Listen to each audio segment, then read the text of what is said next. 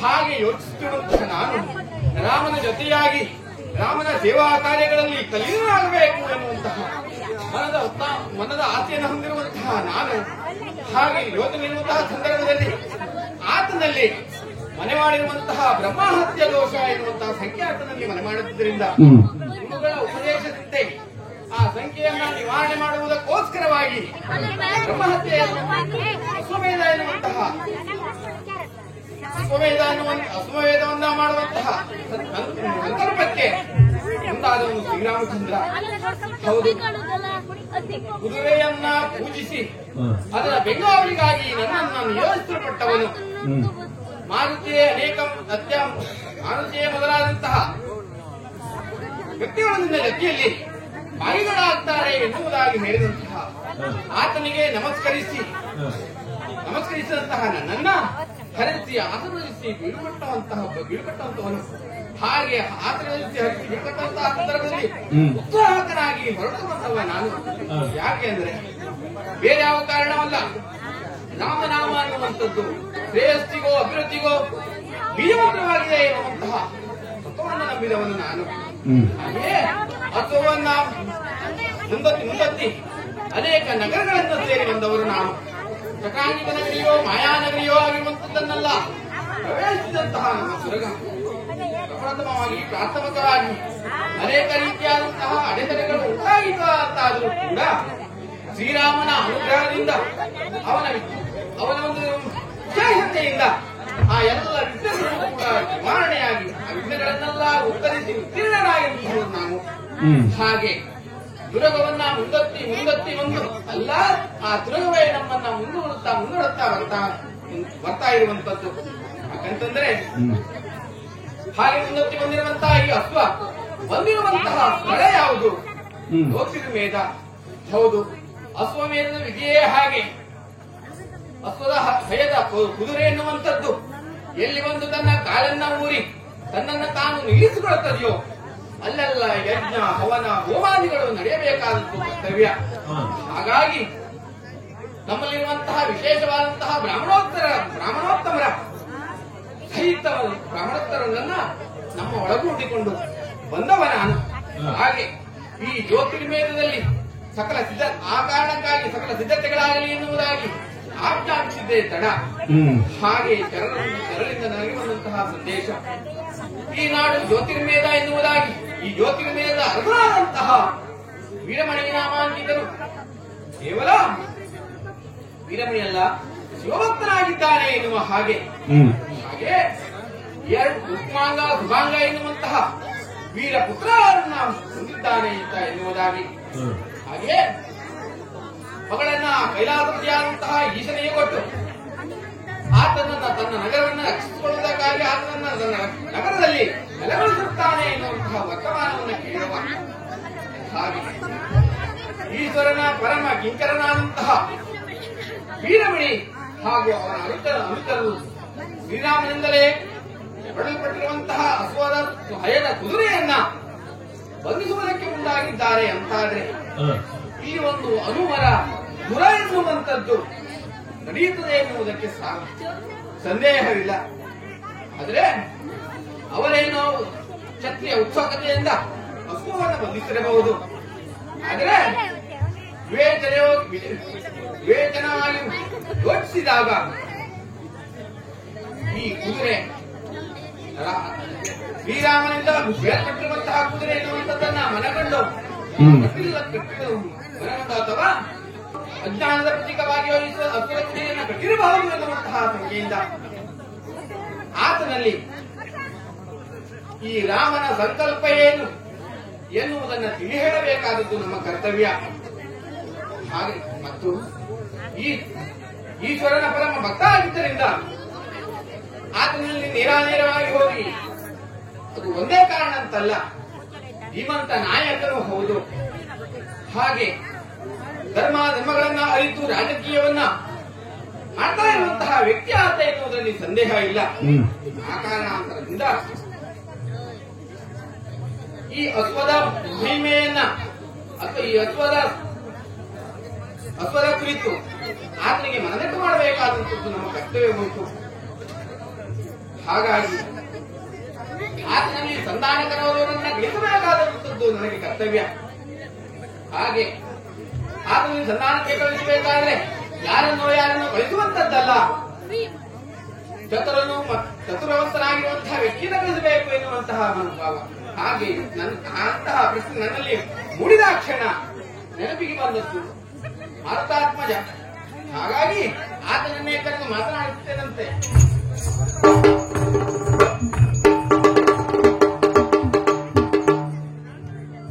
ರಾಮಾಯ ರಾಮಭದ್ರಾಯ ರಾಮಾಯ ರಾಮಭದ್ರಾಯ ರಾಮಚಂದ್ರಾಯ ವೇದಲೇ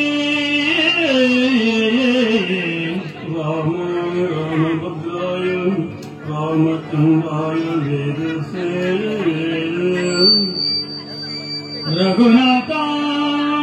ರಘುನಾಥಾಯ ರಘುನಾಥಾಯ ನಾಥಾಯ सीताय पतये नमः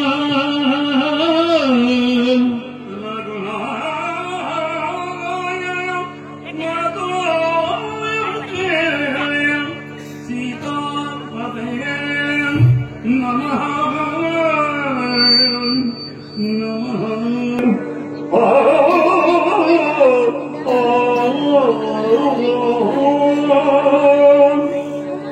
श्री रामचंद्र ने वारिधि शयन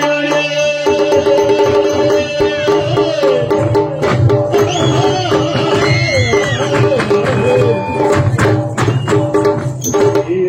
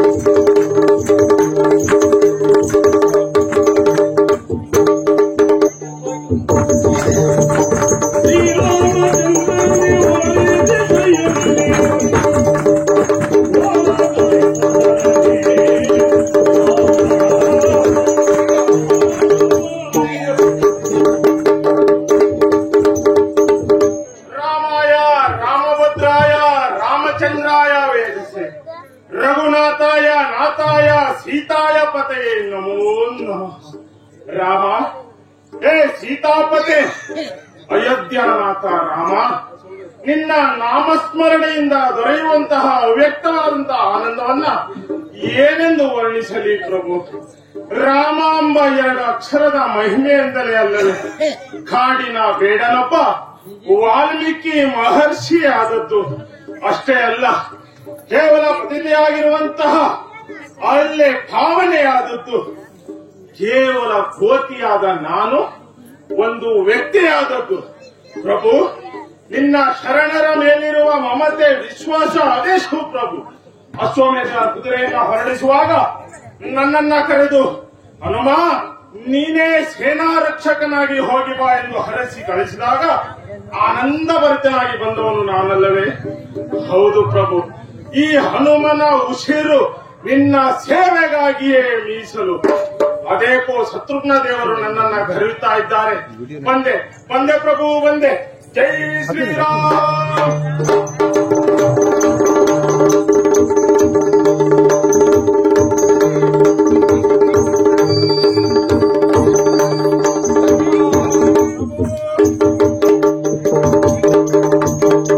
ಮರುತ ದೂತ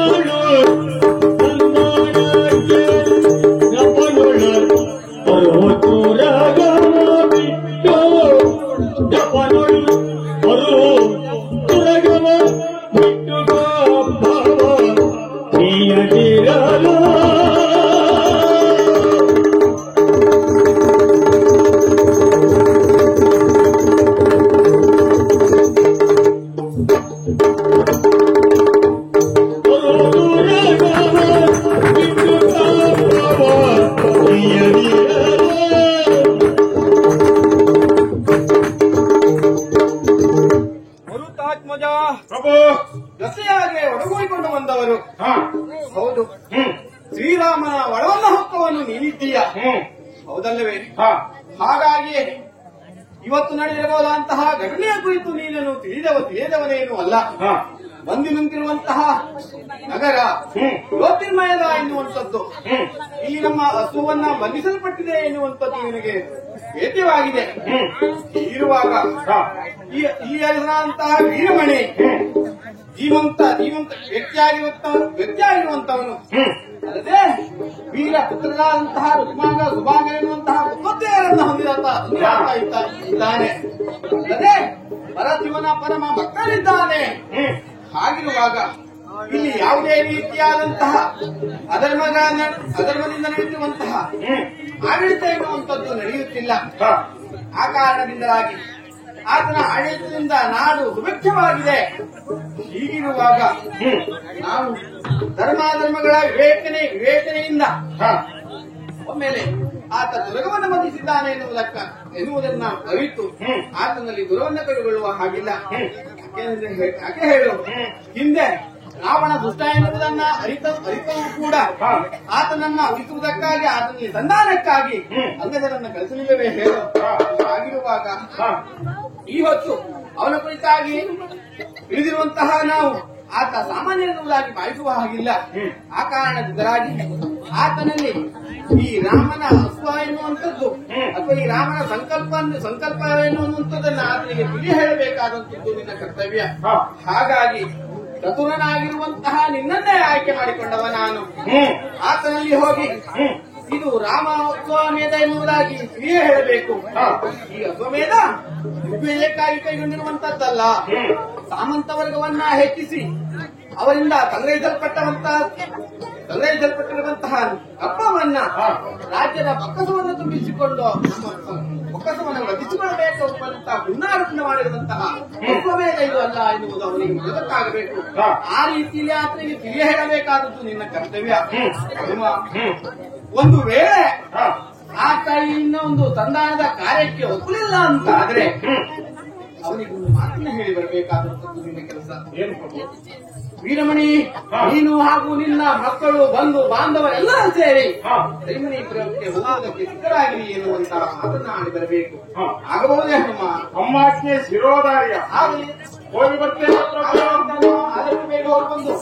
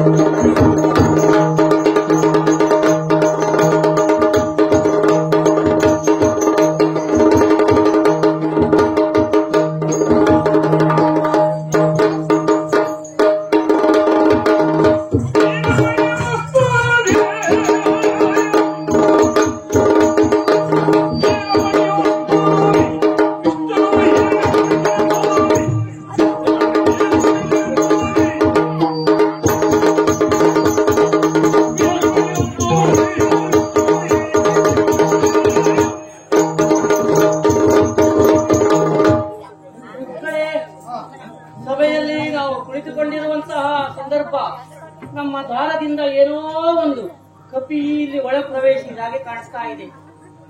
ಎಲ್ಲಿಂದ ಬಂತು ಹೇಳುವುದೇ ಪ್ರಶ್ನೆ. ಈ ಊರಿಂದಂತೂ ಅಲ್ಲ ಇದು. ಆ ನಿರೀಕ್ಷೆಯಲ್ಲಿ ನಾವು ಅದರ ಆಟವನ್ನು ನೋಡೋಣ. ಸ್ವಲ್ಪ ಹೊತ್ತು ನೋಡ್ತಾ ಇರೋಣ.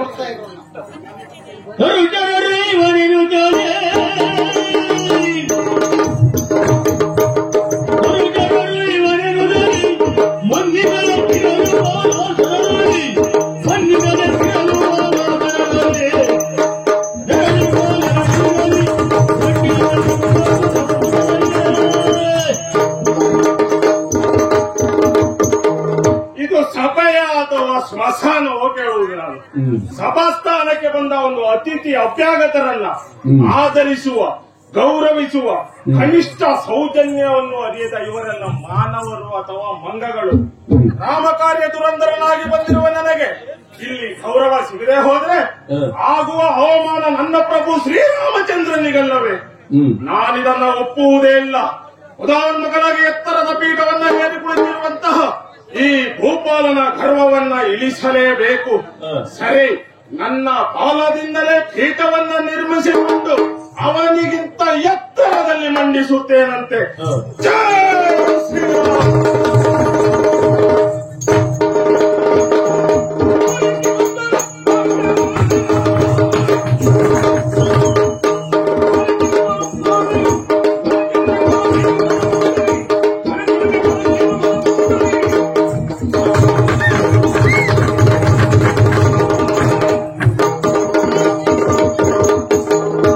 ಪರೀಕ್ಷಿಸುತ್ತಾ ಇದ್ದೇನೆ ಬಂದಿರುವಂತ ಮಂಗ ಮಾತಾಡೋದು ಎಷ್ಟು ಅಂತ.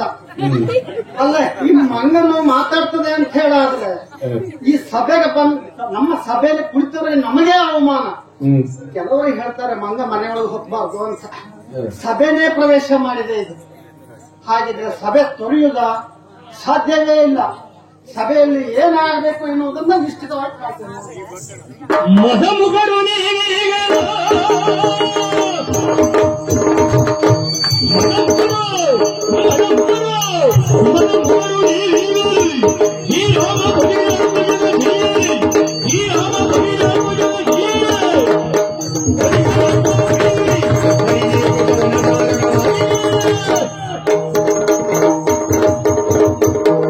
ಮದಮುಖರಷ್ಟೇ ಅಲ್ಲ, ನೀವು ಮತಿಗೇಡಿಗಳು ಆಗಿರುವಿರಿ.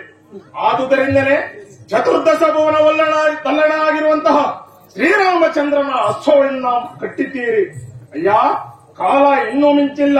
ವಿವೇಕಿಗಳಾಗಿ ಯೋಚನೆ ಮಾಡಿ ರಾಮನ ತ್ವರದ ಹಯವನ್ನ ಒಪ್ಪಿಸಿ ರಾಮನಿಗೊಂದಿಸಿ ಬಾಳಿ ಬದುಕಿರಿ. ಇದು ಶಾಂತಿ ದೂತರಾಗಿ ಬಂದಿರುವ ರಾಮದೂತ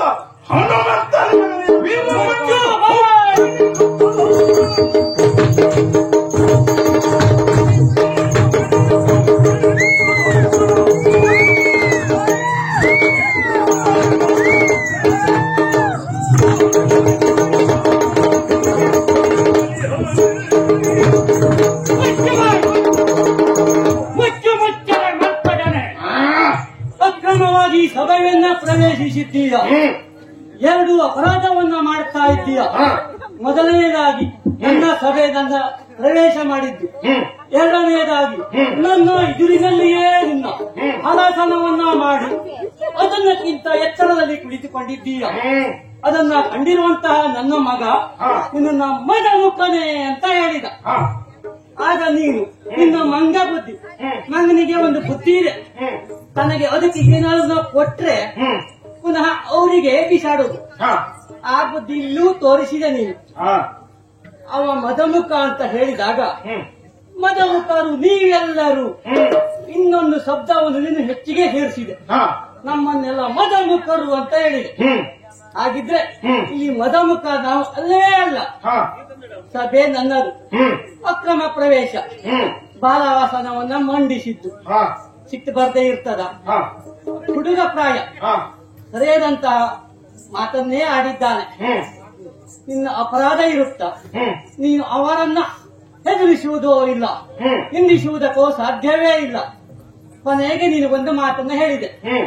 14 ಲೋಕಕ್ಕೆ ರಾಮ ನನ್ನ ಪ್ರಭು ಶ್ರೀರಾಮ. ಹಾ. ಒಡೆಯ. ಹಾ.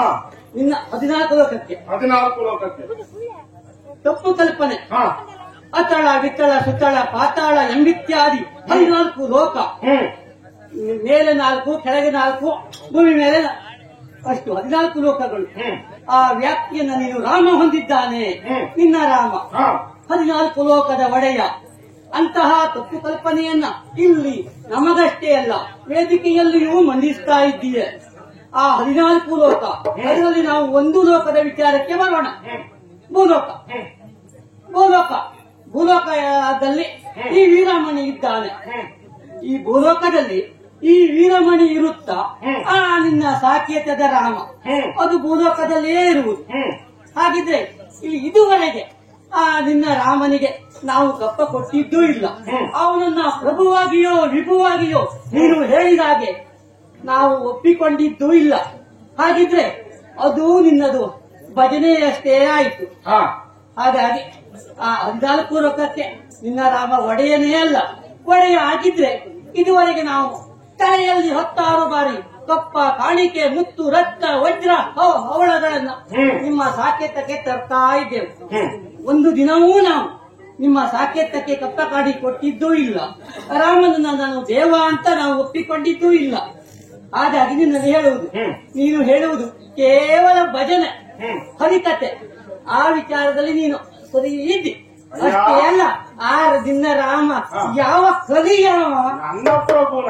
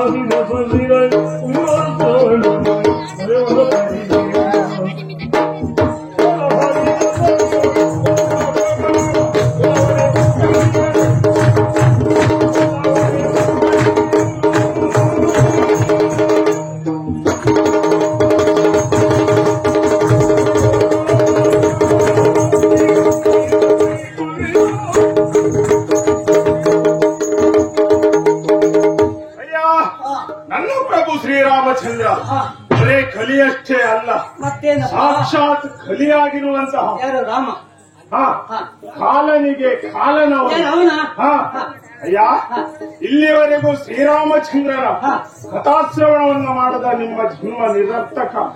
ಶ್ರೀರಾಮ ಏನು ಎಂಬುದನ್ನ ಕೇಳು. ಇನ್ನೊಂದು ಸಂದರ್ಭದಲ್ಲಿ ಯಾರು ರಾಮ? ಸಮುದ್ರಕ್ಕೆ ಸೇತುವೆಯನ್ನ ಬಂಧಿಸಿ ರಾವಣ ಕುಂಭಕರ್ಣರಂತಹ ಕುಲವನ್ನೇ ಧ್ವಂಸ ಮಾಡಿದ ನನ್ನ ಪ್ರಭು ಶ್ರೀರಾಮಚಂದ್ರ ಲೋಕವಂದನೆಂಬುದನ್ನು ಒಪ್ಪಿಕೊಂಡು ಬಂಧಿಸಿದ ಹಯವನ್ನ ಬಿಡು. ಯಾರು ನಿನ್ನ ರಾಮನ ಕಥೆ ನಮಗೇನು ಹೊಸಲ್ಲ, ಅರಿತಿ ಏನು?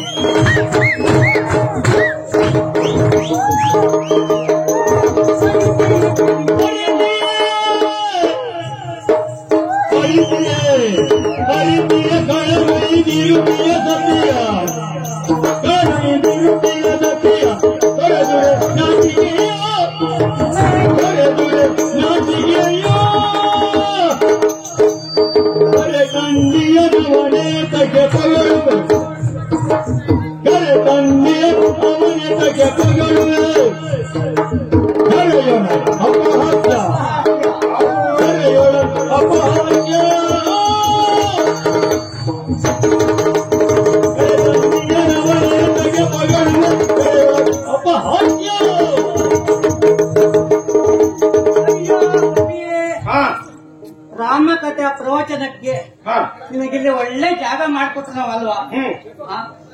ನಾವು ನಿನ್ನ ರಾಮಾಯಣವನ್ನ ಅರಿತವರು. ರಾಮಾಯಣ ಎನ್ನುವುದು ರಾಮ ಅಯ್ಯನ ರಾಮ ನಡೆದು ಬಂದ ದಾರಿ ಅದನ್ನ ಸೂಚಿಸುತ್ತಾರೆ.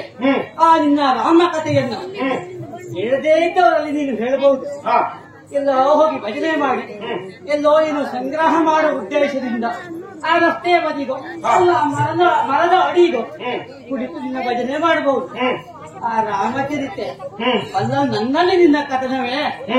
ನಿನ್ನ ರಾಮ ಏನು ಎಂತ ಎನ್ನುವುದು ಚೆನ್ನಾಗಿ ಬಲ್ಲವರು ನಾವು. 60,000 ವರ್ಷಗಳ ಕಾಲ ದಶರಥನಿಗೆ ಮಕ್ಕಳೇ ಇಲ್ಲ ಆಗಿತ್ತಂತೆ. ಅನಂತರ ನಿನ್ನ ರಾಮ ಹುಟ್ಟಿದ, ಅಲ್ಲೂ ಸುಖವಿಲ್ಲ. ಅನಂತರ ಆ ರಾಮನಿಗೆ ಪಟ್ಟಾಭಿಷೇಕವನ್ನ ಮಾಡುವಂತಹ ಸಿದ್ಧತೆ ನಡೆಯುತ್ತಂತೆ. ಅಲ್ವೇನ ಅನುಭವ ಉಂಟಲ್ಲ, ಹೇಳಿದ್ಯಲ್ಲ, ಸರಿ ಉಂಟಲ್ಲ ನಾ ಹೇಳ್ತಾ ಇರೋದು. ಪಟ್ಟಾಭಿಷೇಕ ನಡೆಯುವಂತ ಸಿದ್ಧತೆ ಇತ್ತು. ಆಗ ಓರ್ವ ದಾಸಿಯಿಂದಲೂ ನಿಮ್ಮ ಸಾಕೇತದ ರಾಜಕಾರಣ ಚಿತ್ರವಾಯಿತು. ಎಂತಹ ಕತೆ ತುಂಬಾ ಸೊಗಸಾಗಿದೆ ಕೇಳುವುದಕ್ಕೆ. ಆ ದಾಸಿಯಿಂದಲೇ ನಿಮ್ಮ ಆ ರಾಮನ ಬದುಕು ಮೂರಾ ಬಟ್ಟಿಯಾಯಿತು. ಅಲ್ಲಿಂದ ಅವ ಏನೋ ವನವಾಸಕ್ಕೆ ಹೋದಂತೆ. ಆಗ ಆ ದಶರಥ ಅವನಿಗೆ ಹೇಳಿದ್ದಂತೆ, ರಾಮ ಒಂದು ದಿನವಾದರೂ ನನ್ನಲ್ಲಿ ಒಂದು ರಾತ್ರಿಯಾದರೂ ಕಳೆದು ಒಂದು ತುತ್ತನ್ನಾದರೂ ಉಂಡು ಹೋಗುವಂತ ದಶರಥನಿಂದ ರಾಮನಲ್ಲಿ ಹೇಳಿದಂತೆ. ಅದನ್ನು ರಾಮ ತಿರಸ್ಕರಿಸಿದ. ಯಾಕೆ? ಅವ ಯಾವ ಲೆಕ್ಕದ ವ್ಯಕ್ತಿತ್ವವು ಅವನಲ್ಲಿ ಇಲ್ಲ. ತಂದೆಯ ಮಾತನ್ನು ಧಿಕ್ಕರಿಸಿದ ಮಗ. ಸರಿಯಾಗಿ ಕೇಳ್ಕೊ. ರಾಮ ಪ್ರವಚನ ಮಾಡ್ಬೇಕಿದ್ರೆ ಅವನ ಕುರಿತಾಗಿ ತಿಳ್ಕೊಳ್ಬೇಕು. ತಿಳಿದೇ ಇದ್ರೆ ಕಷ್ಟ. ಅರ್ಧಂಬರ್ಧ ಕತೆ ಕೇಳಲೇಬಾರ್ದು. ಪೂರ್ತಿ ಕತೆ ಗೊತ್ತಿದ್ರು ಮಾತ್ರ ರಾಮಾಯಣ ಎರಡರ ಕತೆ ಮಾಡಬೇಕು. ಆಗ ಅವ ಅಲ್ಲಿ ತಂದೆಯ ಮಾತನ್ನು ಧಿಕ್ಕರಿಸಿದ. ತಂದೆಗೆ ತಕ್ಕ ಮಗನೂ ಆಗಲಿಲ್ಲ. ಹಾಗೆ ಅಲ್ಲಿ ಮುಂದೆ ಅಲ್ಲಿಂದ ವನವಾಸಕ್ಕೆ ಹೋದ. ಹೋಗಿರುವಂತಹ ಕಾಲದಲ್ಲಿ ಅಲ್ಲಿ ಅವರು ರಾಮ, ಲಕ್ಷ್ಮಣ, ಸೀತೆ ಪಂಚವಟಿಯಲ್ಲಿ ವಾಸವಾಗಿರುವಂತಹ ಕಾಲದಲ್ಲಿ ಆ ಶೂರ್ಪನಕ್ಕಿ ಬಂದಳಂತೆ. ಬಂದಿರುವಂತಹ ಶೂರ್ಪನಕ್ಕಿ ಆ ನಿನ್ನ ರಾಮ ಆ ರಾಮನಲ್ಲಿ ತನ್ನನ್ನು ಮದುವೆ ಆಗು ಅವಳು ಹೇಳಿದ್ಲು. ಹೇಳಿದ ನಂತರ ರಾಮ ಏನು ಹೇಳಿದ? ನನಗಿಂತ 100 ಮಡಿ ಚೆಲುವ ಲಕ್ಷ್ಮಣನಿದ್ದಾನೆ, ನನಗಿಂತ 100 ಮಡಿ ಚೆಲುವ ಲಕ್ಷ್ಮಣನಿದ್ದಾನೆ, ನೀನು ಅವನನ್ನ ಮದುವೆಯಾಗು ಅಂತ ನಿನ್ನ ರಾಮ ಹೇಳಿದ. ಹಾಗಿದ್ರೆ ರಾಮ ಸುಳ್ಳು ಹೇಳಬಹುದಾ? ಲಕ್ಷ್ಮಣನಿಗೆ ಮದುವೆ ಆಗಿದೆ, ರಾಮನಿಗೆ ಗೊತ್ತುಂಟು. ಆದ್ರೆ ಅಲ್ಲಿ ಅವನು ಹೇಳಿದ್ದು ಸುಳ್ಳಂತಾಗಲಿಲ್ವೇ? ಅಲ್ಲೂರಿನ ರಾಮ ಸುಳ್ಳಿನ ಕಥೆಯನ್ನೇ ಹೇಳಿದ. ಹಾಗೆ ಮುಂದುವರಿದು ಆ ಸಮುದ್ರಕ್ಕೆ ಸೇತುವೆ ಕಟ್ಟುವ ವಿಷಯದಲ್ಲಿ ಹೇಳ್ತಾ ಇದೀಯ. ಅದನ್ನ ನಂಬಬೇಕಾ? ಅದು ಯಾವ ಮಹತ್ಕಾರ್ಯಕ್ಕೆ ಸೇತುವೆ ಕಟ್ಟದ? ಅವನ ಹೆಂಡತಿಯ ರಕ್ಷಣೆಗೆ. ಅದು ಹೊರತಾಗಿ ಲಂಕೆಗೆ ಜನ ಹೋಗುವುದಕ್ಕೂ ಇನ್ನು ಹಡಗು ಸಂಚಾರಕ್ಕೂ ಅಲ್ಲವೇ ಅಲ್ಲ. ಕೇವಲ ಅವನ ಸ್ವಾರ್ಥಕ್ಕಾಗಿ ಅವನ ಹೆಂಡತಿಯಿಂದ ಸರಿಯಾಗಿ ಕೇಳ್ಕೊಳ್ಬೇಕು. ನೀನು ಕೊನೆಗೆ ನನಗೆ ಉತ್ತರ ಕೊಟ್ಟೋಗ್ಬೇಕು. ಅವನ ಹೆಂಡತಿಯನ್ನ ರಕ್ಷಿಸಿಕೊಳ್ಳುವುದಕ್ಕಾಗಿ ಅವನು ಸಮುದ್ರಕ್ಕೆ ಸೇತುವೆ ಕಟ್ಟಿದ. ಅದು ಯಾವ ಮಹತ್ವ ಕಾರ್ಯ? ನಿಜವಾಗೂ ಯಾವ ಮಹತ್ ಕಾರ್ಯ ಅಲ್ಲವೇ ಅಲ್ಲ. ಅವನ ಹೆಂಡತಿಯ ರಕ್ಷಣೆ ಆ ಗಂಡನಿಗೆ ಇರ್ತದೆ. ಯಾಕೆ? ಧರ್ಮೇಚ ಅರ್ಥೇಚ ಕಾಮೇಚ ನ ಚರಾಮಿ ಅತಿಚರಾಮಿ ಅಂತ ಮದುವೆಯಾಗುವಾಗ ಸಪ್ತಪದಿ ತುಳಿಯುವಾಗ ಅಲ್ಲಿ ಪ್ರತಿಜ್ಞೆಯನ್ನು ಮಾಡಿರ್ತಾರೆ. ಆ ಪ್ರತಿಜ್ಞೆಗೆ ಅನುಗುಣವಾಗಿ ಆ ಗಂಡನಾದವ ಆ ಕಾರ್ಯವನ್ನು ಮಾಡಲೇಬೇಕು. ಇದು ಏನಾಯ್ತು? ಧೂಮನೆನ್ನುವ ಅವನ ಹೆಂಡತಿಯನ್ನ ಸೋಮ ಹೊತ್ತುಕೊಂಡು ಹೋದ. ಆಗ ಇವ ಸರಿಯಾಗಿ ಕೇಳ್ಕೊಳ್ಬೇಕು, ಹೊತ್ಕೊಂಡು ಹೋದ. ಆವಾಗ ಇವ ಸೇನೆಯನ್ನ ತೋರ್ಕೊಂಡು ಹೋಗಿ ಅವನನ್ನ ಕೊಂದು ಹೆಂಡತಿಯನ್ನು ತಂದ. ನಿಜವಾಗಲೂ ಆ ಕಥೆಗೆ ಪೂರಕ ಆಯ್ತು. ಅದರ ಹೊರತಾಗಿ ಇನ್ನ ರಾಮನ ಕಥೆ ಏನೂ ಅಲ್ಲ. ನೀ ಮುಂದುವರಿದ ಮತ್ತು ಪುನಃ ಹೇಳಿದೆ. ಕುಂಭಕರ್ಣ, ಅತಿಕಾಯ, ರಾವಣ ಮುಂತಾದವರನ್ನ ರಾಮ ಕೊಂದು ಕಳೆದ ಅಂತ ಹೇಳಿದೆ. ಆ ರಾವಣ ಯಾರು? ರಾವಣನಿಗೆ 101 ಶಾಪ. ರಂಬೆಯೋ, ತಿಲೋತ್ತಮೆಯೋ, ಮೇನಕೆಯೋ, ವೇದವತಿಯೋ ಅವರಿಂದ ಶಾಪಗ್ರಸ್ತರಾದಂತವ ಆ ರಾವಣ. ಈ ರಾಮ ಹೋದ ಹೊತ್ತಿಗೆ ನಮ್ಮಲ್ಲಿ ವಾಟಿ ಕೆಲವೊಂದು ಮಾತಿದೆ. ಕಾಗೆ ಕುಳ್ಳುವುದಕ್ಕೂ ಮಾವಿನ ಹಣ್ಣು ಬೀಳುವುದಕ್ಕೂ ಸರಿಯಾದ್ರೆ ಅದೇನಾಯ್ತು? ಕಾಗೆ ಕೂತಿದ್ರಿಂದ ಮಾವಿನ ಹಣ್ಣು ಬಿತ್ತು ಅಂತ ಅರ್ಥ ಅಲ್ಲ. ಆ ಮಾವಿನ ಹಣ್ಣು ಬೀಳುವ ಹೊತ್ತಿಗೆ ಆ ಕಾಗೆ ಅಲ್ಲಿ ಕುಳಿತಿತ್ತು ಎನ್ನುವುದರ ಅರ್ಥ. ಆ ರಾವಣನಿಗೆ ಪಾಪದ ಕೊಡ ತುಂಬಿತ್ತು. ಅವನ ಪಾಪದ ಕೊಡ ತುಂಬಾ ಹೊತ್ತಿಗೆ ನಿನ್ನ ರಾಮ ಅಲ್ಲಿ ಹೋದ, ಅವನನ್ನ ಕೊಂದು ಕಳೆದ. ಅವನಿಗೆ ಅಷ್ಟೇ ಅಲ್ಲ, ಅವನಿಗೂ ಶಾಪ ಇತ್ತು. ಅವನು ಒಂದು ಕಾಲದಲ್ಲಿ ಕೈಲಾಸವನ್ನ ಎತ್ತುವುದಕ್ಕೆ ಹೋಗಿರುವಂತಹ ಸಂದರ್ಭದಲ್ಲಿ ಅವನನ್ನು ನಂದಿಯನ್ನ ನೋಡಿ ಅವ ಅಪಹಾಸ್ಯ ಮಾಡಿದಂತೆ. ನಂದಿ ನಿನ್ನ ಮುಖ ನೋಡಿದರೆ ಹೀಗೆಲ್ಲ ಅಪಹಾಸ್ಯ ಮಾಡಿದಂತೆ. ಆಗ ಅಪಹಾಸ್ಯವನ್ನ ಮಾಡಿದಂತಹ ನಂದಿ ಅವನಿಗೆ ಶಾಪ ಕೊಟ್ಟಿದ್ದ.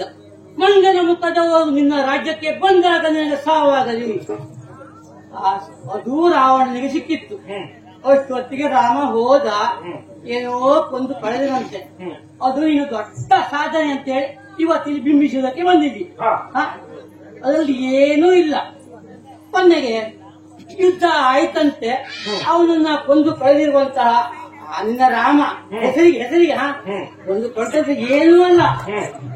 ಹೆಸರಿಗೆ ಕೊಂದು ಕಳೆದನಿರಬಹುದು, ಅವನು ಸತ್ತು ಬಿದ್ದಿರಬಹುದು. ಕಲ್ಪನೆ ಹಾಗೆ ಒಂದು ಕಳೆದಿರಬಹುದು. ಹಾಗೆ ನಂತರ ಆ ಸೀತೆಯನ್ನ ತರುವುದಕ್ಕೆ ಹೋದರಂತೆ. ಆವಾಗ ಸುಗ್ರೀವ ಇನ್ನಿತರು ಸೀತೆಯನ್ನ ಕರ್ಕೊಂಡು ರಾಮನಲ್ಲಿ ಬರ್ತಾರೆ. ಒಂದಿರುವಾಗ ಆ ರಾಮ ಹೇಳ್ತಾನೆ, ಸೀತೆಯನ್ನ ಕಂಡಾಗ, ನಿನ್ನನ್ನ ಕಂಡಾಗ ನನಗೆ ಕಣ್ಣು ನೋವಿನವನಿಗೆ ಸೂರ್ಯನನ್ನ ಕಂಡಾಗ ಉಂಟಾದ ವೇದನೆ ಉಂಟಾಗುತ್ತಾ ಇದೆ. ನೀನು ಲಕ್ಷ್ಮಣನೊಟ್ಟಿಗೂ ಹೋಗ್ಬಹುದು, ಸುಗ್ರೀವನೊಟ್ಟಿಗೂ ಹೋಗ್ಬಹುದು, ಯಾವೊಟ್ಟಿಗೂ ಹೋಗ್ಬಹುದು ಅನ್ನಂತೆ. ಹಾಗಿದ್ರೆ ಆ ರಾಮ ಆ ಮಾತನ್ನ ಹೇಳ್ಬಹುದೇ? ಅದನ್ನು ತಗೊಂಡ ಕರ್ಕೊಂಡು ಬಂದಂತ ಅವ ಸೀತೆಯನ್ನ ಏನೋ ಅಗ್ನಿ ಪರೀಕ್ಷೆ ಆಯ್ತಂತೆ ಅಲ್ಲಿ ತಂದು ವನದಲ್ಲಿ ಕರ್ಕೊಂಡು ರಾಜ್ಯವನ್ನು ಆಳಿದ.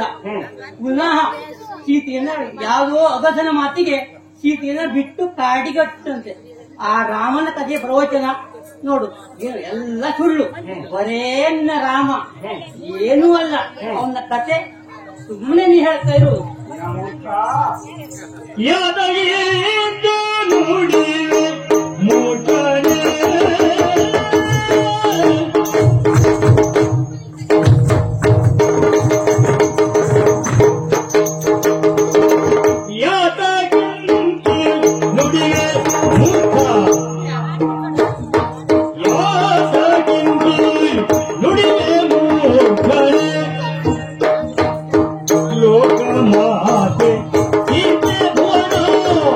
ಯಾಕೆ ಆದಿ ಶಕ್ತಿ ಮೂರನೇ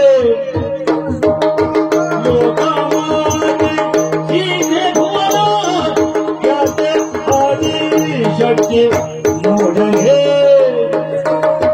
ಯಾತಕ್ಕಿಂತು ನುಡಿವೆ ಮೂರ್ಖ ಯಾತಕ್ಕಿಂತು ನುಡಿವೆ ಮೂರ್ಖನೇ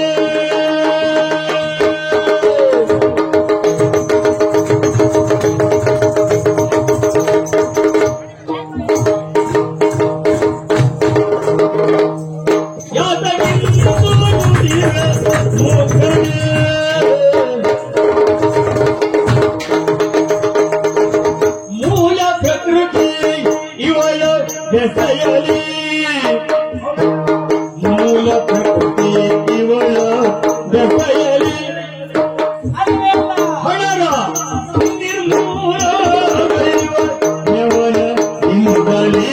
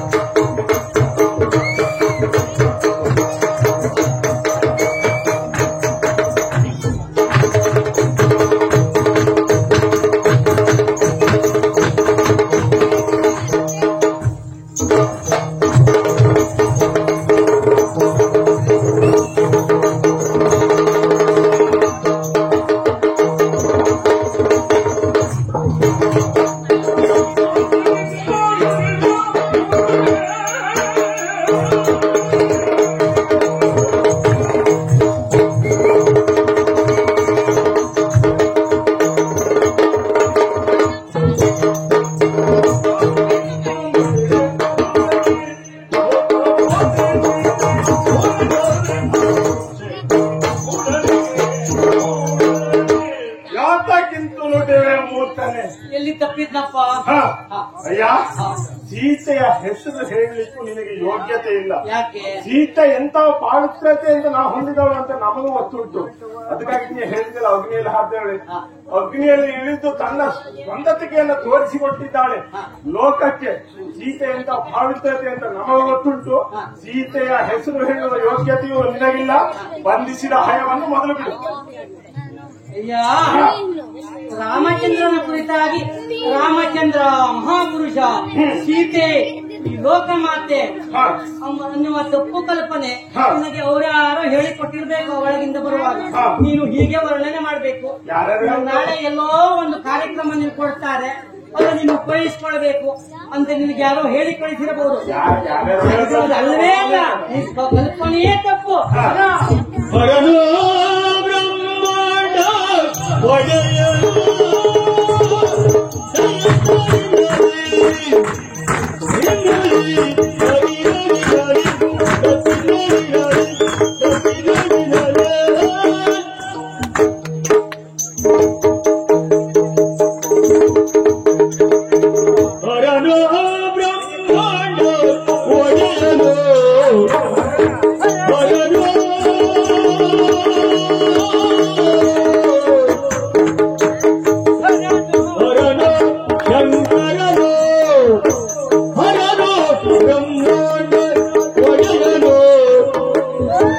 ಇವನ ಬಿಟ್ಟಿರದು ವಿಶ್ವಮೂರ್ತಿ ಇವನ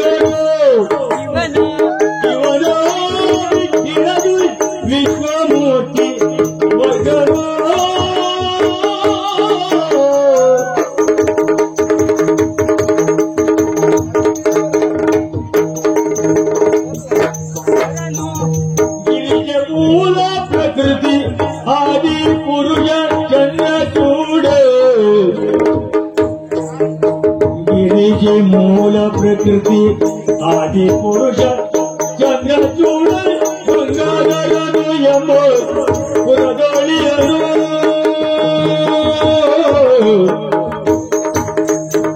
ಪುರದೊಳಿಯನು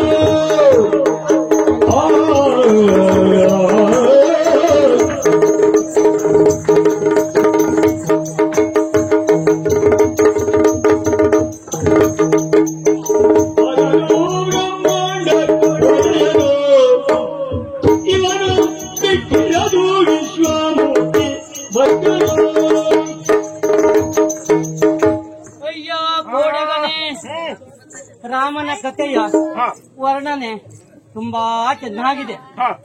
ಮಕ್ಕಳು ಇದನ್ನು ಕೇಳಿದ್ರೆ ಕೂತಲ್ಲೇ ನಿದ್ದೆ ಮಾಡಬಹುದು ಹಾಗುಂಟು.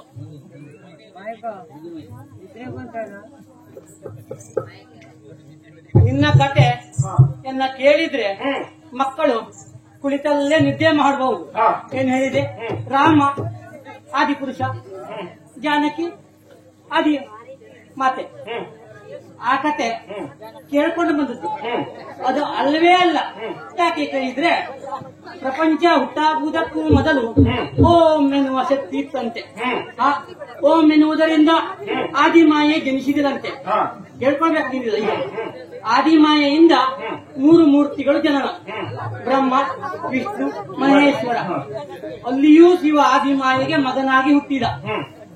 ಅಲ್ಲೂ ಮೊದಲು ಶಿವ ಹುಟ್ಟಿದ್ದು ಓಂ ಶಕ್ತಿ. ಹಾಗಿದ್ರೆ ಅಲ್ಲಿ ಮೂಲ ಪುರುಷ, ಅವನ ಹೆಂಡತಿಯಾಗಿರುವಂತಹ ಗಿರಿಜೆ ಆದಿಮಾಯೆ, ಮೂಲ ಪ್ರಕೃತಿ. ಹಾಗಿದ್ರೆ ಅದು ನೀನು ಹೇಳಿದ್ದೆ ಅಲ್ಲವೇ ಅಲ್ಲ. ಪ್ರಪಂಚ ಎಲ್ಲವೂ ಶಿವಮಯ. ಅದೋ ಅಲ್ಲಿ ಬಾರಿಸುವಂತಹ ಮೃದಂಗದಲ್ಲಿಯೂ ಶಿವ ಶಿವ ಶಿವ ನಾಮ ಹೊರಹೊಮ್ತಾ ಇದೆ. ಈ ಕಡೆ ಬಾರಿಸುವಂತಹ ವಾದನದಲ್ಲೂ ಶಿವ ಶಿವ ನಾಮ ಬರ್ತಾ ಇದೆ. ಈ ನೀವು ಮಾತನಾಡುವುದು ಶಿವ ಎನ್ನುವ ಸ್ವರದಿಂದಲೇ ನಿನ್ನ ಬಾಯಿಗೆ ಹೊರಗೆ ಬೀಳ್ತಾ ಇದೆ. ಆದ್ರೆ ನೀನು ಹೇಳುವುದೇನು? ನಿನಗೆ ಹೇಳಿಕೊಳ್ಳಿಕ್ಕೆ ಆಗುದಿಲ್ಲ. ಕೊನೆಗೆ ರಾಮ ರಾಮ ಅಂತ ಪರಿವರ್ತನೆ ಮಾಡ್ತಾ ಇದ್ದೀಯ. ಎಲ್ಲವೂ ಶಿವ, ಶಿವನೇ ಮೂಲ ಪುರುಷ. ಹಾಗಾಗಿ ನಿನ್ನ ಆ ಉತ್ತರ ತುಂಬಾ ತಪ್ಪು. ಆ ರಾಮ ಮೂಲ ಪುರುಷ ಅಲ್ಲವೇ ಅಲ್ಲ. ಹಾಗಿದ್ರೆ ನೀನು ಈಗ ಬಂದಿರುವಂತ ಉದ್ದೇಶವನ್ನು ಹೇಳಬೇಕು.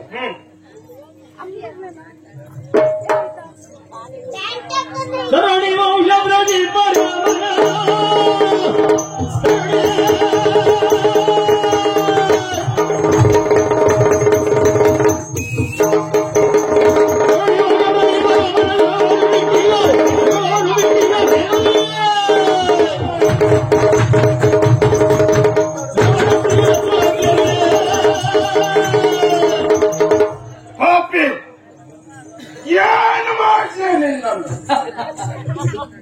ಸಂಧಾನಕ್ಕಷ್ಟೇ ಸೀಮಿತನಾಗಿ ಬಂದವನು ನಾನು. ನಿನ್ನನ್ನ ಒದಿಸುವುದಕ್ಕೆ ಒಪ್ಪಣೆ ಇಲ್ಲ. ಇರು, ಎಲ್ಲ ಸಮಯ ಬದುಕಿರು. ಬದುಕಿರ್ಬೇಕು ನೀನು. ಎಲ್ಲ ಸಮಯ ಬದುಕಿರು. ಬರುತ್ತೇನೆ, ಹನುಮನಾಗಿ ಅಲ್ಲ, ನಿನ್ನ ಪಾಲಿನ ಮೃತ್ಯುವಾಗಿ ಬರುತ್ತೇನೆ. ಮಾಡುತ್ತಿರು.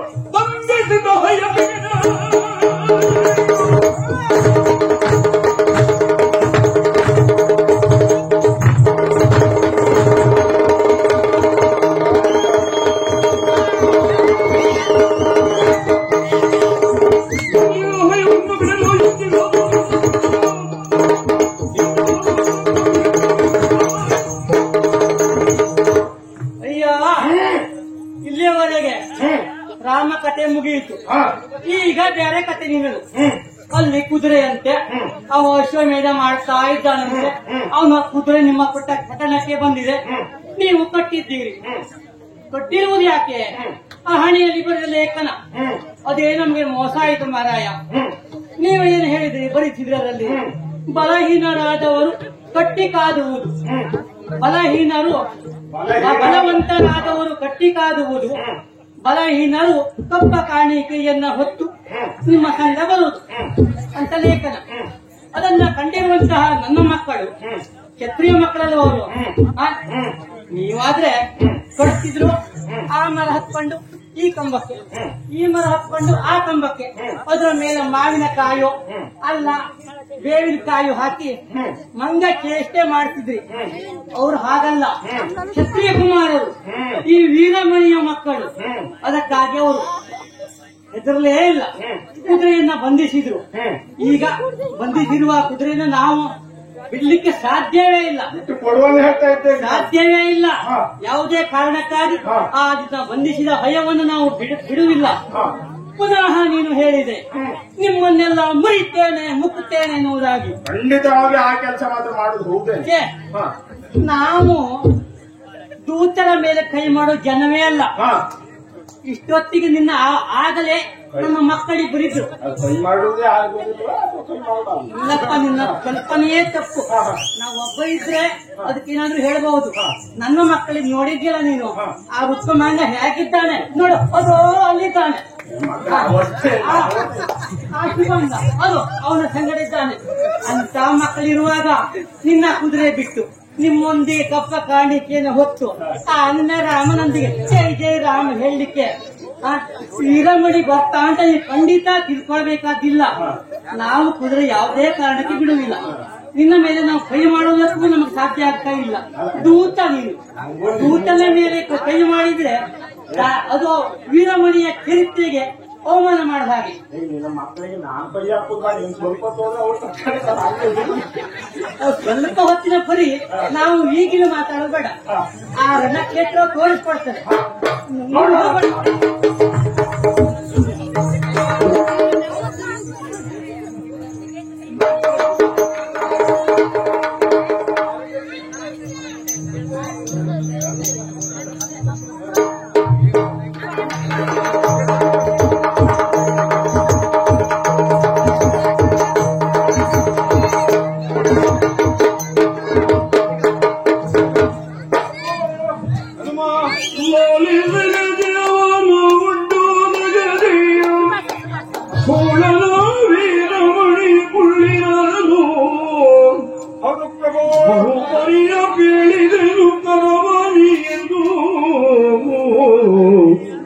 ಕೇಳದ ಮೂರ್ಖ ನಿಲ್ಲಿರುವುದ ಬರೆದು ಕಳುಹಿದನೋ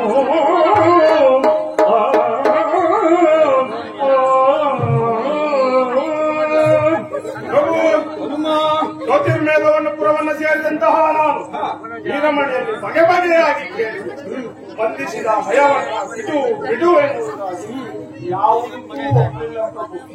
ನನ್ನ ಪ್ರಭು ಶ್ರೀರಾಮಚಂದ್ರನನ್ನೇ ನಿಂದಿಸಿ ಧಿಕ್ಕರಿಸಿ ಹಾಗೆ ಶ್ರೀರಾಮನನ್ನೇ ತಿರಸ್ಕರಿಸಿದ್ದಾನೆ ಎನ್ನುವಂಥದ್ದು ಭಯವನ್ನು ಬಿಡುವಂತಹ ನಿರೀಕ್ಷೆ ಆತನಲ್ಲೆಲ್ಲ ದುರವನ್ನು ಬಯಸಿದ್ದಾನೆ.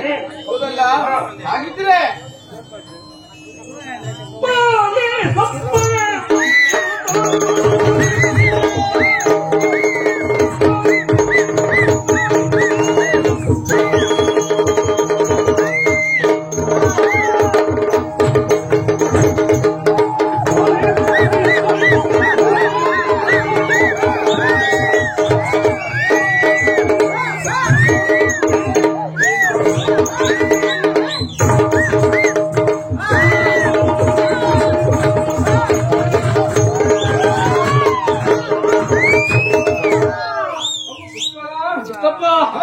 ಕುದುರೆಯನ್ನ ಕಟ್ಟಿದ್ದಾರೆ ಅನ್ನುವುದಾಗಲ್ವಾ?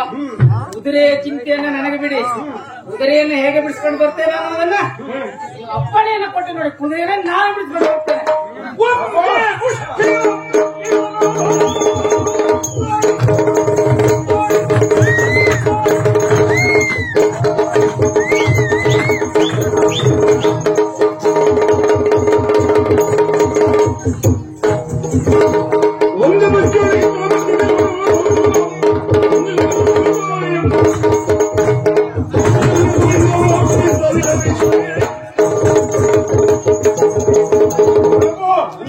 ಅಪ್ಪಣೆಯನ್ನ ಕೊಟ್ಟಿದ್ದೇ ಹೌದಾದ್ರೆ ದಾಳಿ ಒಂದೇ ಒಂದು ಮುಷ್ಟಿಯ ವೀರಮಣಿಯನ್ನ ಕೊಂದುಕೊಳ್ಳುತ್ತೇನೆ.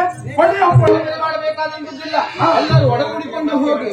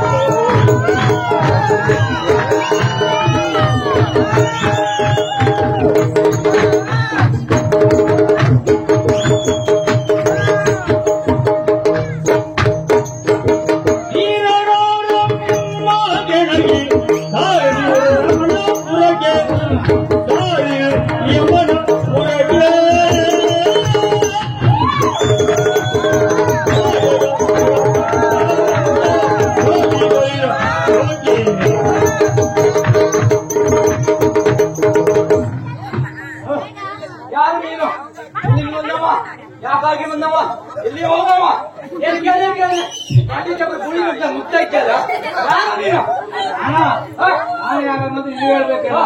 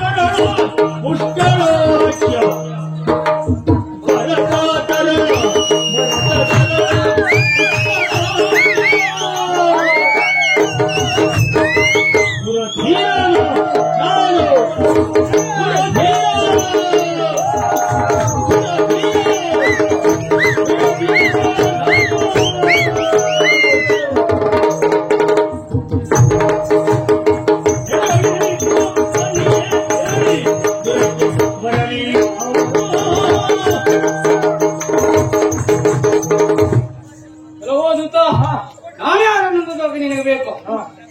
ವೀರಕುಲನಾಗಿರತಕ್ಕಂತ ಪುಷ್ಕಳ ಬಂದಿದ್ದೇನೆ. ನಮ್ಮ ಕುದುರೆಯನ್ನ ಕಟ್ಟಿದ್ದಾರೆ ನಿನ್ನೊಡೆಯರು. ಆದ್ರಿಂದ ಆ ಕುದುರೆಯನ್ನು ಬಿಡಿಸಿಕೊಂಡು ಹೋಗಿ ಬಂದಿದ್ದೇನೆ. ಈ ಯಾವ ಕಳಲೆ ಆಗಿರೋ ಆದ್ರೆ ನಮ್ಮ ಪುರ ನುಗ್ತಾ ಇದೆಯಲ್ಲ ನಾನೇ ದಾನಪಟ್ಟ ಮಾರ್ಗದಲ್ಲಿದ್ದಲ್ಲ ನಿನ್ನಿದ್ದು ಪುರ ಆದ್ರೂ ಗೊತ್ತುಂಟ ನಿನಗೆ? ಯಾವ ಪುರವ ನಿಂದು? ಯಾವ ಪುರವ? ಜೇಡರಪುರ. ಜೇಡ್ರಪುರ. ಯಾವ ಜೇಡ್ರಪುರ ಅದು? ಜೇಡರಪುರ ಜೇಡ್ರಪುರವ? ಇನ್ನೊಮ್ಮೆ ಹೇಳ. ಇದು ಬೇಡರಾಪುರ. ಬೇಡರಾಪುರ. ಜ್ಯೋತಿರ್ಮೇಘಪುರ. ಸರಿಯಾಗಿ ಹೇಳು. ನಾಲ್ಗೆ ತಿರುಗಿದ್ರೆ ಸರಿ, ಇಲ್ಲ ಬೆಟ್ಟ ಒಂದು ತುಂಡಾಡಾಗ್ತದೆ. ಇಲ್ಲಿಯ ದೊರೆಯಾದ್ರೂ ಗೊತ್ತುಂಟೆ?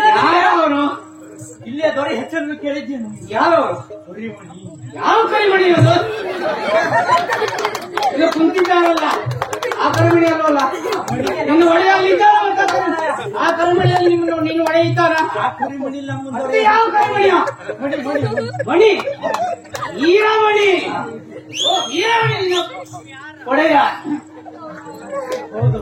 ಹಾ, ಪ್ರದೇಶದ ಒಳಗೆ ನಾನಿದ್ದೇನೆ ಗೊತ್ತಿಲ್ಲ ನಿನಗೆ. ನೋಡಿ ನಿನ್ನಲ್ಲಿ ಯುದ್ಧ ಮಾಡುವುದು ಸರಿಯಲ್ಲ. ಯಾಕೆ ಅದಕ್ಕೊಂದು ರಾಜಕಳೆ ಎನ್ನುವುದಿದೆ. ಆದ್ದರಿಂದ ಈ ಪುರವನ್ನ ನಿನ್ನೊಡೆಗೆ ಹೋಗಿ ಹೇಳು. ಕುದುರೆಯನ್ನ ಬಿಟ್ಟರೆ ಸರಿ, ವೀರ ಯೋಧ ಪುಷ್ಕಳ ಬಂದಿದ್ದೇನೆ ಅನ್ನೋದಾಗಿ ನಡೆಯ. ನಿನ್ನಯ ಬಲುಡೇನು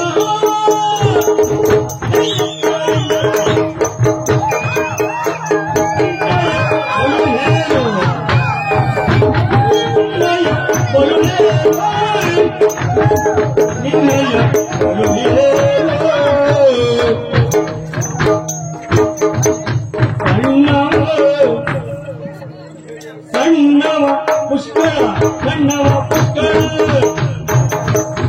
ಸಣ್ಣವ ಪುಷ್ಕಳ ಎನ್ನಲು ಎನ್ನಲು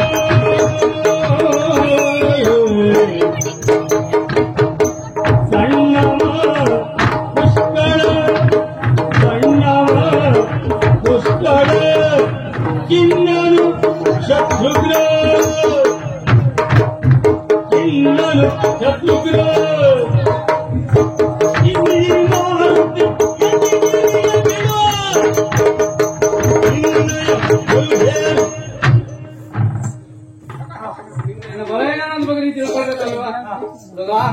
ನಿನ್ನಲ್ಲಿ ನನ್ನ ಕಾಲಾಟ ಅಲ್ಲ.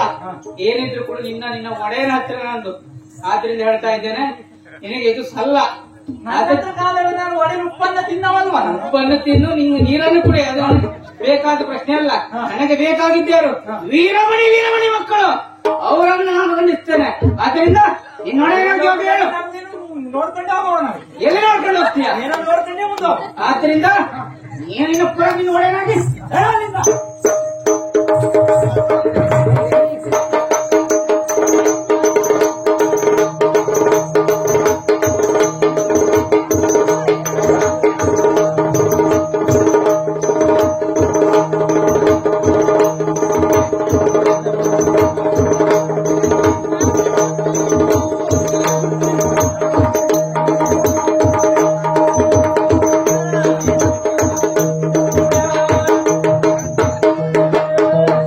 ಎದ್ದೇಳ ವೇಗ ವೇಗವಾಗಿ ಎಲ್ಲ ಹೊಡೆಯ. ಅಲ್ಲಿ ಪುಷ್ಪ ಪುಷ್ಪ ಎಲ್ಲಿ? ಅಯ್ಯೋ ಅಯ್ಯೋ ಅಯ್ಯೋ ಪುಷ್ಪ, ಅಯ್ಯೋ ಪುಷ್ಪ, ಅಯ್ಯೋ ಈಗ ಪುಷ್ಪ ಪುಷ್ಪ ಅಲ್ಲ. ಓಹೋ ಅಯ್ಯೋ ಅಯ್ಯೋ ಅಯ್ಯೋದಲ್ಲಿ ಪುಷ್ಪ. ಎಂತ ಮಾತಾಡ್ತೀಯಪ್ಪ. ಅಯ್ಯೋದ್ಯ ಸಾಕೇತ ಪುರ ಅಲ್ಲಿ ಪುಷ್ಪ ಆಯ್ತಂತೆ. ಬಂದಿತ್ತು ಪುಷ್ಕಳ. ಎಲ್ಲಿ ಎಲ್ಲಿ ಇವನ್ನ ಏನಾಯ್ತಪ್ಪ?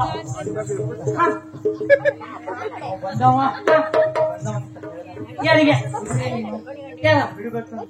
ನಾವು ನೀನ್ ಮಾಡಿದ್ಯ? ನಾನಲ್ಲಿ ಬಿಡ್ಲಿಲ್ಲ. ನೀನು ನಾನೆಷ್ಟೊಂದು ನಿಮ್ ತಿಂದು ಬದುಕನವನಲ್ವಾ? ಏನ್ ಮಾಡಿದವ? ನಿಮ್ ತಿಂದು ಬದುಕನವಲ್ಲ ನಾನು. ನಮ್ಮ ತಿಂದಲ್ಲ, ನಮ್ಮ ಅನ್ನ ತಿಂದು ಬದುಕಿದವ ನೀನು. ನಿಮ್ ಉಪ್ಪಾಕ ತಿಂದವ ನಾನು.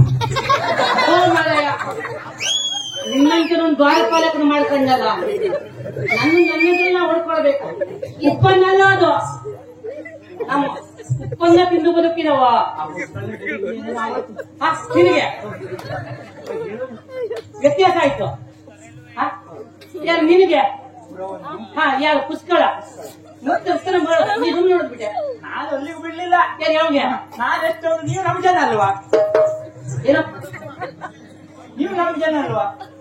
ಹಾಗಲ್ಲ ಮಾರಾಯ, ನಮ್ಮ ಜನ ನೀನು ಅಲ್ಲ. ನೀನ್ ಶಬ್ದ ಉಲ್ಟಾ ಪಲ್ಟ ಮಾಡ್ಬೇಡ.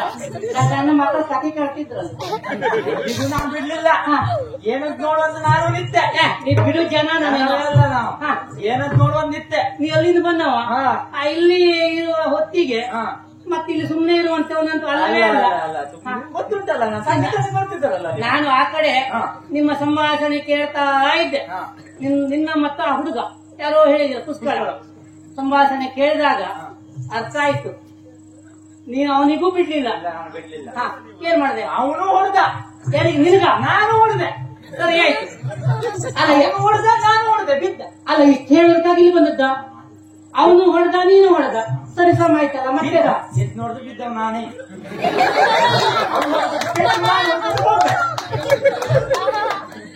ಅರಯ್ಯ ಈಗ ಕೊಟ್ಟು ನೀವು ಅಷ್ಟೇ ಅಲ್ಲ. ಈಗ ನಾನ್ ತಿನ್ಕೊಂಡ್ ಬಂದದಂತೂ ಆಯ್ತು. ಈಗ ಗಂಡಾಂತರ ಬಂದದಲ್ಲ. ಈಗ ಗಂಡಾಂತರ ಕೊಟ್ಟು ಬೇಡ ಅಂತ ಹೇಳಿದ್ದೇನೆ. ನಿಮ್ಮ ಮಕ್ಕಳು ಕೊಟ್ಟು ಹುಡುಗಡೆ ಯಾರು? ನಮ್ಮ ಮಕ್ಕಳು ರುಕ್ಮಾಂಗ ಶುಭ ಕುದುರೆ ಕೊಟ್ಟಿದ್ರು. ಈಗ ಗಂಡಾಂತರವೇ ಬಂದಿದೆ. ಈಗ ಯಾರು ನಿಯತ್ತಿಗೆ ಎದುರ್ತಾ ಬಂದಿದ್ದು? ಎದುರ್ಕ ಬಂದಿಲ್ಲ, ದೂಡ್ ಬಿಟ್ಟ ಅವ ತಲೆ ಹಿಡಿದು ಅಲ್ಲಿ ನೀವು ಒಂದಾಗ ಹೊಡೆದ ನಮ್ಗೆ. ನಾನು ಹೊಡೆದದ್ದು ಬೊಬ್ಬೆನೇ ಪಡಿ. ಈ ಬೊಬ್ಬೆ ಹೊಡೆದ ಬಂದು ಬರುವಾಗ ಇನ್ನೂ ಬೊಬ್ಬೆ, ಒಂದು ಪುಸ್ತಕ ಬೊಬ್ಬೆ. ಇನ್ನು ಬರೀ ಬೊಬ್ಬೆ ಆಯ್ತು ಮಾರಾಯ.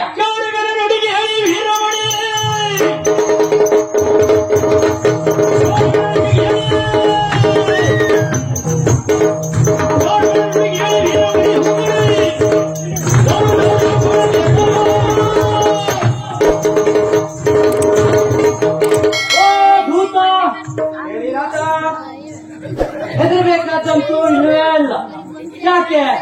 ಈ ವೀರಮಣಿಯ ಸ್ಥಾನವಿದು. ಕೈಲಾಸವಾಸಿಯಾಗಿರುವಂತಹ ಪರಶಿವ ನಮ್ಮ ಪುರದ ರಕ್ಷಣೆಗೆ ಸದಾ ಇದ್ದಾನೆ ಎಂಬಲ್ಲಿಗೆ ನಾವು ಹೆದರುವುದಕ್ಕೆ ಸಾಧ್ಯವೇ ಇಲ್ಲ. ಜನವೇ ಅಲ್ಲ ನಾವು ಕ್ಷತ್ರಿಯರು. ಅವರಿಗೆ ಪಂಚಾಹ್ವಾನ ಕೊಡಲೇಬೇಕು. ಹಾಗಿದ್ರೆ ನೀನು ಅದರ ಬಗ್ಗೆ ತಲೆ ಕೆಡಿಸ್ಕೊಳ್ಬೇಡ. ನೇರವಾಗಿ ಒಳಗೋಗ್ಬೇಕು. ಅದು ಏನಾಗ್ತದೆ, ಏನು ಪುಷ್ಕಳ ಯಾರು, ಶತ್ರುಘ್ನ ಯಾರು, ಕುದುರೆ ಏನು, ಎಲ್ಲವನ್ನು ನಾನು ವಿಚಾರಿಸ್ತೇನೆ. ನಿಶ್ಚಿಂತೆಯಾಗಿ ನೀನು ಇರು. ಒಳ್ಳೆಯದಾಗಲಿ, ಒಳಗೆ ಹೋಗುವ.